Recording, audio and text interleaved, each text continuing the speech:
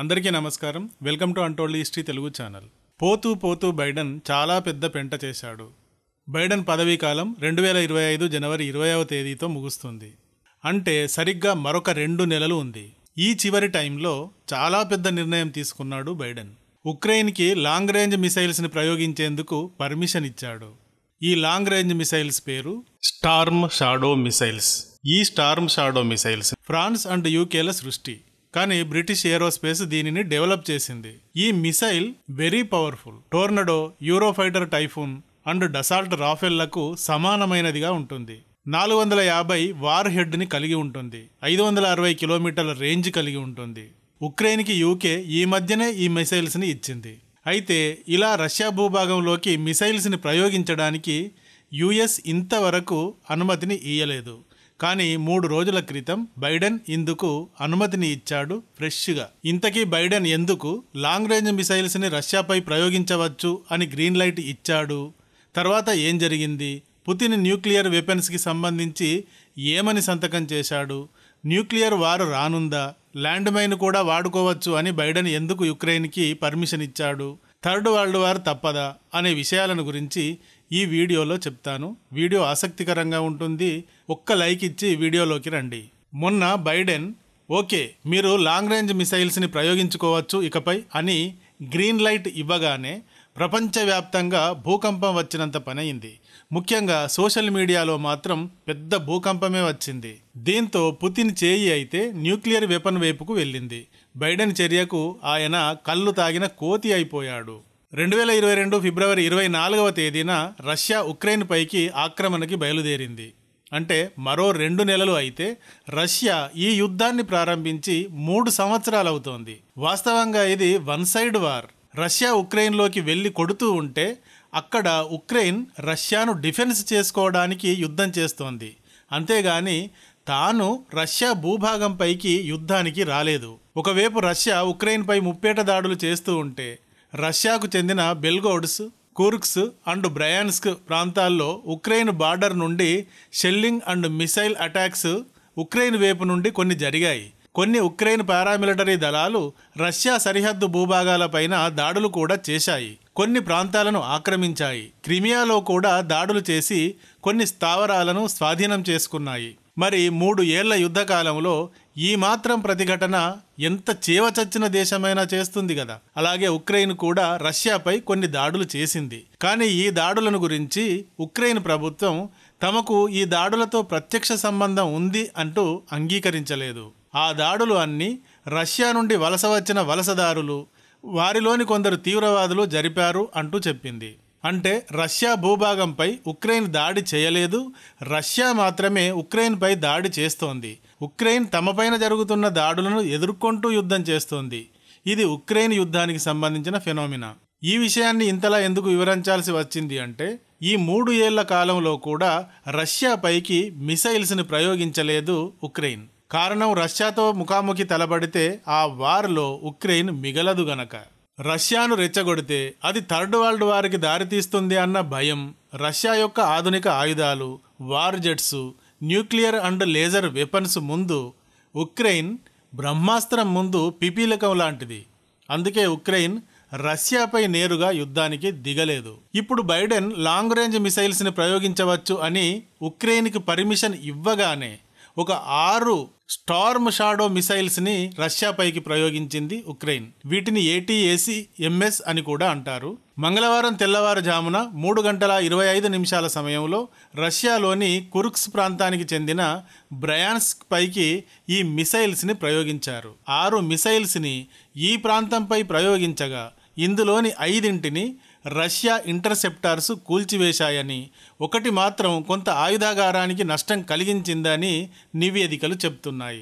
ఇలా దాడి జరిగిన తర్వాత యుఎస్ అనుమతి లేదు గాని అనుమతి ఉంటే రష్యాలోని ఏ మూలలో ఉన్న స్థావరాన్నైనా టార్గెట్ చేయగల మిసైల్స్ మా దగ్గర ఉన్నాయి. ఇక నుండి మాటలతో కాదు ఆయుధాలతో దాడులు చేస్తాం అన్నాడు ఉక్రెయిన్ అధ్యక్షుడు జెలెన్స్కీ. ఇప్పుడు చెప్పండిక అసలే నిప్పు మింగి చిందులు వేసినట్టు ఉండే పుతిన్కి ఎలా ఉండాలి? వెంటనే ఆయన ఏం చేశాడంటే అణ్వస్త్రాలకు సంబంధించిన ఫైల్స్ని బయటకు తీసి కొన్ని కొత్త మార్పులను జత చేస్తూ సంతకాలు చేశాడు.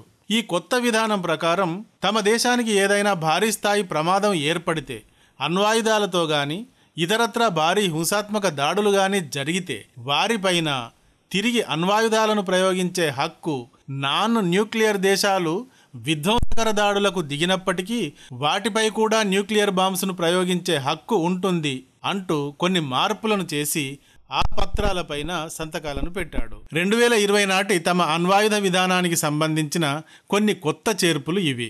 రష్యా వద్ద సుమారుగా 5889 అణ్వాయుధాలు ఉన్నాయి అని, ఇందులోని 1674 యుద్ధానికి సిద్ధంగా ఉన్నాయి అని, ప్రపంచం మొత్తం మీద ఉన్న అణ్వాయుధాల్లో 40% అణ్వాయుధాలు రష్యా వద్దే ఉన్నాయి అన్నది అంచనా. సో రష్యా ఉక్రెయిన్ వారు మొదలైన తర్వాత యుఎస్, యూకే అండ్ నాటో దేశాలు ఉక్రెయిన్కి ఆయుధాలు అందిస్తున్నప్పటి నుండి రష్యా అణ్వాయుధ ప్రయోగం చేస్తానంటూ బెదిరిస్తూ వస్తోంది. ఇక ఉక్రెయిన్ రష్యాల మధ్య యుద్ధం చివరకు వచ్చేసింది. బైడెన్ తర్వాత ట్రంప్ వస్తున్నాడు, తాను వస్తే ఈ యుద్ధాన్ని ముగిస్తాను అంటున్నాడు అని అంతా అనుకుంటూ ఉంటే, ఈ 85 ఏళ్ల ముసలి బైడెన్ ఎందుకు ఇలా ఉక్రెయిన్ని రెచ్చగొట్టాడు తన చివరి మూమెంట్లో కూడా అంటే, మొదటిది రష్యా నార్త్ కొరియా నుండి 10,000 మంది సైనికులను కిరాయికి తీసుకుంది. మరొక 1,00,000 మంది సైనికులను తీసుకువచ్చేందుకు ఒప్పందం జరుగుతోంది. నార్త్ కొరియా నుండి వచ్చిన సైనికులు ఈ కుర్స్క్ ప్రాంతంలోనే ఉన్నారు. నార్త్ కొరియాకు సంబంధించిన 10,000 మందితో పాటు మొత్తం 50,000 మంది సైన్యం ఈ కుర్స్క్ ప్రాంతంలో ఉన్నట్టుగా సమాచారం. ఈ ప్రాంతం పైననే ATACMS మిసైల్ని ప్రయోగించడానికి బైడెన్ పర్మిషన్ ఇచ్చాడు. ఇది సంగతి.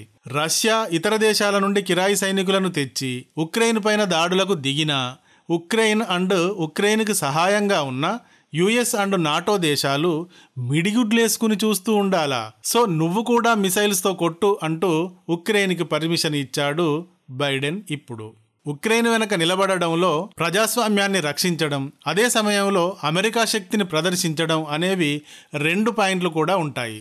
ఒక్క రష్యా ఉక్రెయిన్తో 3 ఏళ్లుగా చెడుగుడు ఆడుతూ ఉంటే యుఎస్ అండ్ నాటో దేశాలు అన్నీ కూడా చెట్టుచాటున ఉండి ఆయుధాలను అందిస్తూ ఉండడానికే పరిమితం అవడం అవమానకరం కాదా?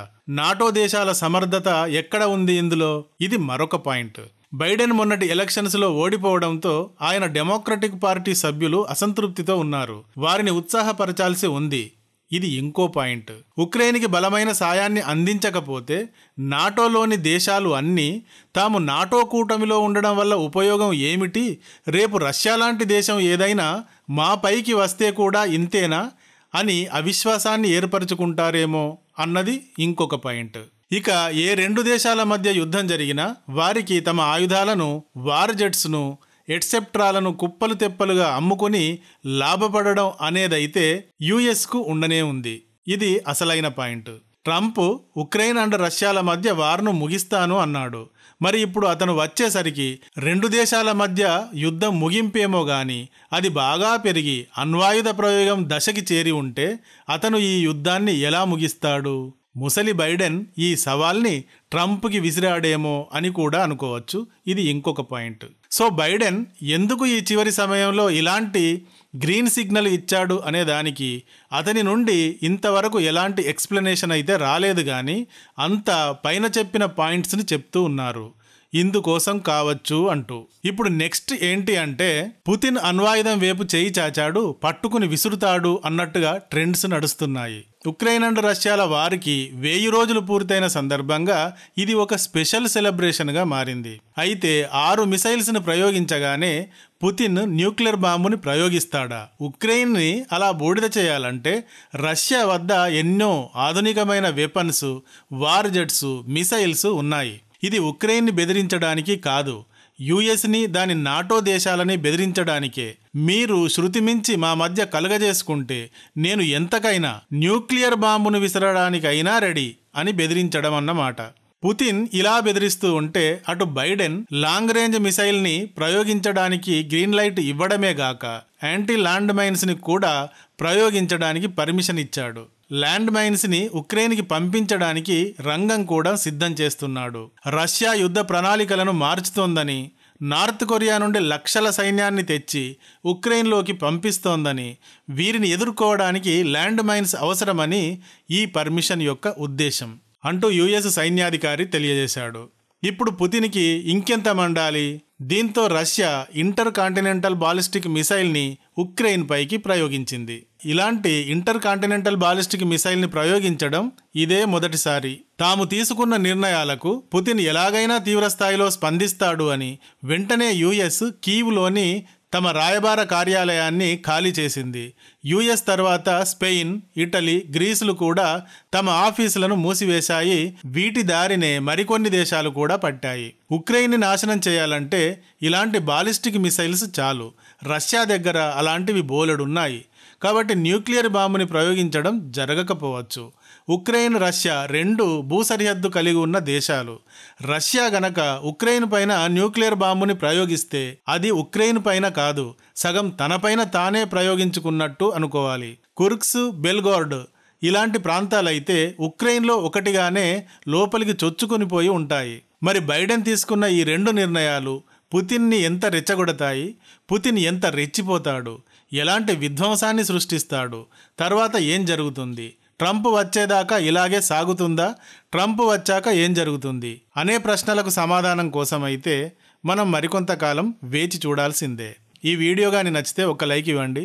అలాగే ఇంతవరకు మా ఛానల్కి సబ్స్క్రైబ్ చేసుకున్నట్టయితే వెంటనే సబ్స్క్రైబ్ చేసుకోండి. ఇలాంటి వీడియోల నోటిఫికేషన్స్ కొరకు బెల్ ఐకాన్ని కూడా క్లిక్ చేయండి. Thank you for watching.